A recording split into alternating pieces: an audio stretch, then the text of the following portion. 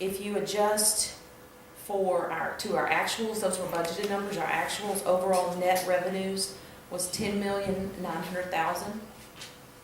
Our overall net expenses was $12,200,000. That is a net fund balance reduction of $1,000,003. What that is, $337,000 of that was your timber funds that are slowly but surely being used throughout the years, and we're not getting reimbursed all that we use. 571,000 of the 1.3 million was the final payment on the construction of the jail. The construction, not the debt payment. That's the final payment to J.E. Kingdom.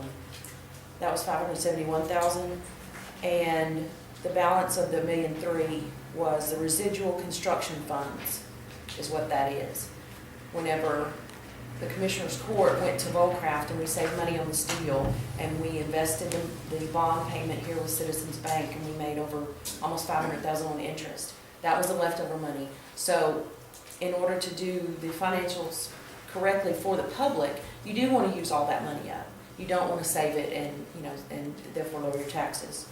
So we did get a fund balance reduction, but there's reasons why.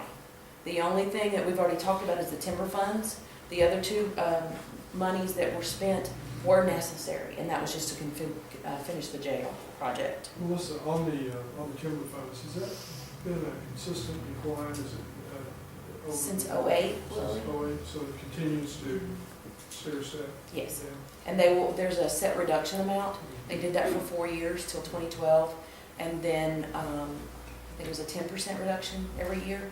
Yeah, and we only got a 1-year reauthorization Yes. so far, and we have. It's every year is a federal budget fine. It's gonna just go away. We'll see the handwriting on the wall. Yes, and that's got to be looked at for your fund balances will continue to slowly until we find a new revenue source for that, or cut the services. Saying all that is a reduction in your fund balance, but our overall fund balance for all operating funds, and your operating funds is your general fund, your courthouse security, what they call other general funds, the airport, the jury, and the road and bridge, things that actually make the county work, is $10,700,000. They recommend in the financial analysis when we go out for bond, what our bond rating is and so forth, at least a 25% fund balance reduction. The amount that we need to keep in the bank. That's 3 months of operating cash in the bank. That's $2.6 million. At the end of fiscal year 12, we ended up with $2.9 million. So financially, the county is in very good order throughout this whole economic pain that everybody's been going through. But Texas is leading the nation in the economy, because Commissioner's Courts like yourselves saw, wait a minute, we need to cut back on that, we need to redo this, and saw the writing on the wall, just like you were talking about. So structurally, the county is very healthy financially. How we ended in the operating, what I call the operating, not the special revenues or the grants, we ended up with an overall increase of our cash of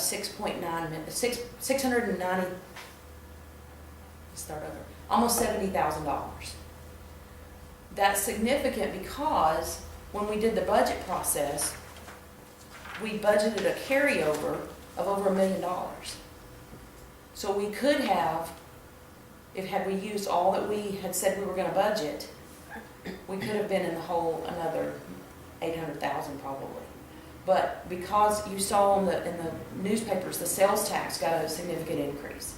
The department heads cut back. They didn't spend that extra money they didn't have to.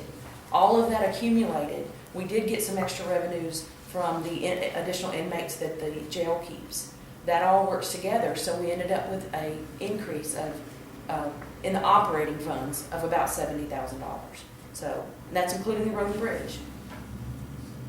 Of the overall grants that we received last year, we received $2.3 million. $1.2 million of that was Hurricane Ike, the generators that went to all the fire departments and various places throughout the county.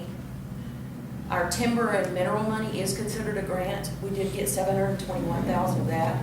Half of that does go to the schools. So it's not just, the timber fund is not just affecting us, it's affecting the taxpayers twice, whatever school district they're in as well as the county. $250,000 was a grant from FEMA, was the radio upgrades to the digital.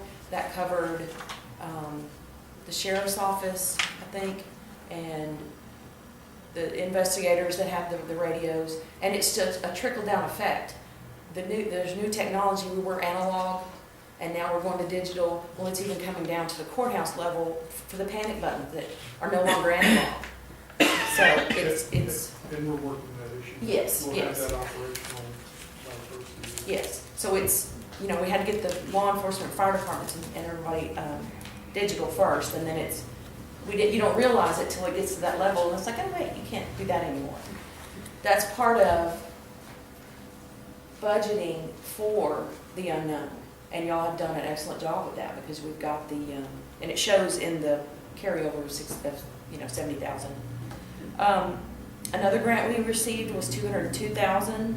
That was the wildfire reimbursement for all the fire departments throughout the county who had any expenses for the Arbor fire and for the other fires that we had. They were reimbursed in full for that. The juvenile probation received $145,000 in grants. That's their normal every year grant.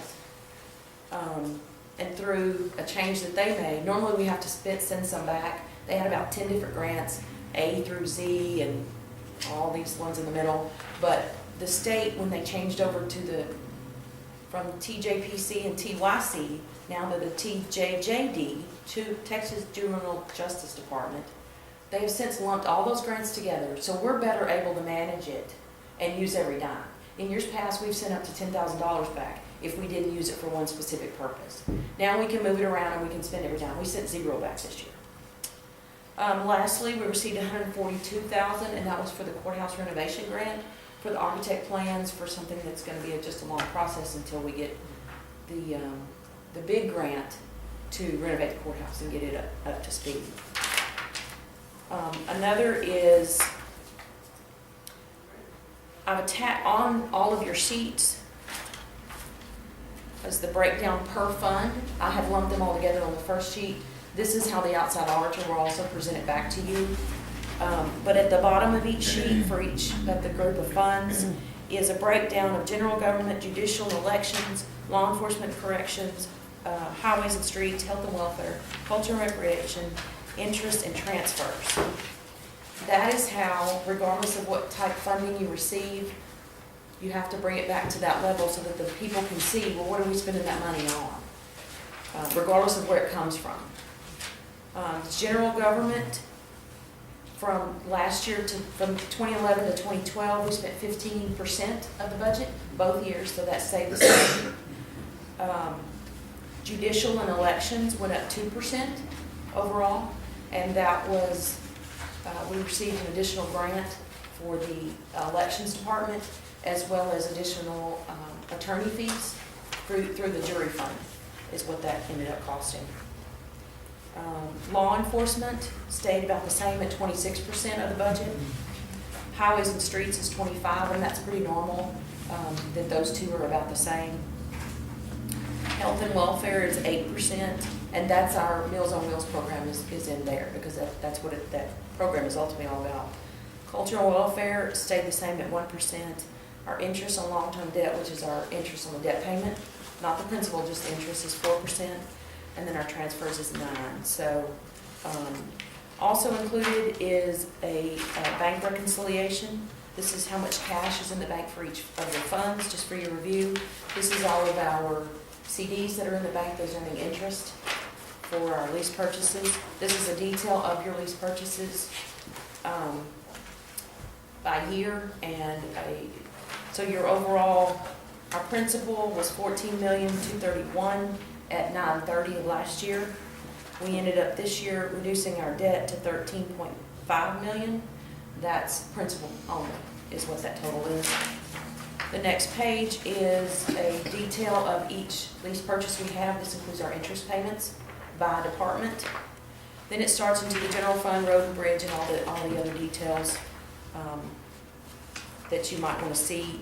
Again, this is an unaudited report, but I think the outside auditor will agree that financially, you're in very good shape and ended the year well, and I see no reason why 2013 shouldn't end as well either. Melissa, thank you very much. Thanks for all the hard work and all that. You bet. Noted thanks to our commissioners for the work that they did this last fiscal year and maintaining the budget. It's getting harder, more difficult every year to do it, and, when you look at the bills, the number one item that stands out is fuel cost. Yes. I mean, these other guys sitting here at this table will tell you that has affected us, probably the one item that's affected us the most is fuel cost. As you know, my background's oil and gas, and I'm concerned about that a lot, because I think our end product costs are going to continue to increase in 2013 significantly. Okay, thanks, Melissa. Last item is, we'll go into executive closed session to discuss contemplated litigation as authorized by Texas Government Code, Chapter 551.071. And so, unless there are any other issues, and there was one thing I forgot to mention in item 4, and that is there's a pre-job meeting scheduled for the 3rd of January with TxDOT on the airport fueling station. So that'll be the 3rd of January. What we normally do, Judge, is we'll ask everyone to leave except the attorneys, and then we'll resume open court before we adjourn. And that's how we normally do that. So if everyone wants to go out and all, well, let me wish every one of you a Merry Christmas and a safe holiday, and if you travel, be very careful. And I move with Ron, you good? Likewise. Likewise. I heard this morning on the television, 100,000 people gonna fly out of this continent I won't be one of them. Me, neither. I've flown enough to I I never bet you have. You have plenty of that. lots of millions of miles. Merry Christmas, everybody. Motion to adjourn. Dave, we're out. We're done. Okay. All right.